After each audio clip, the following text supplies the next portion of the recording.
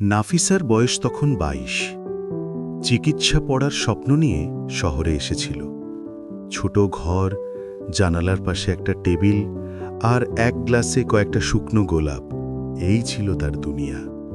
সেখানে তার দেখা হয়েছিল আরাফাতের সঙ্গে।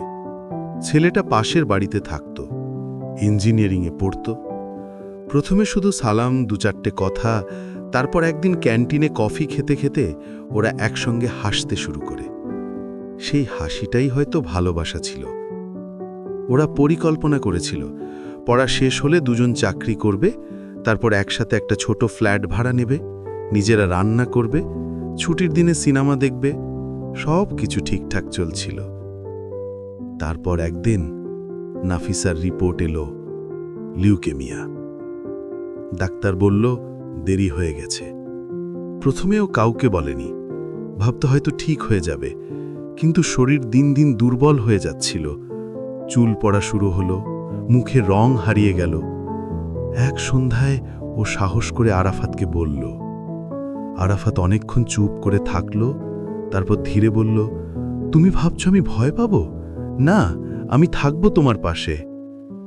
ওরা তখনও দেখা করত, হাসপাতালে, পার্কে, ছাদের ধারে। আরাফাত প্রতিদিন ফুল নিয়ে আসত, নাফিসা হাসত, যেন কিছুই হয়নি, কিন্তু ভেতরেও জানত সময় শেষ হয়ে আসছে। একদিন নাফিসা বলল, আমি চাই না তুমি আমাকে নিয়ে আটকে থাকো, আমি গেলে তুমি আবার হাসবে, ঠিক থাকবে। আরাফাত কিছু বলল না, শুধু হাতটা শক্ত করে ধরল। শেষ দিকে নাফিসা খুব শান্ত হয়ে গিয়েছিল। ডাক্তারের কথায় সবাই বুঝেছিল আর কয়েকটা দিন। সেদিন রাতে আরাফাত ও রুমে বসেছিল। নাফিসা ঘুমাচ্ছিল, নিঃশ্বাসটা খুব ধীর হয়ে গিয়েছিল। ভোরে ওর মা ডাকল ডাক্তারকে। ডাক্তার এসে শুধু মাথা নেড়ে চলে গেলেন। আরাফাত তখনও ওর হাত ধরে বসেছিল। কোনো কান্না ছিল না, শুধু নিস্তব্ধতা।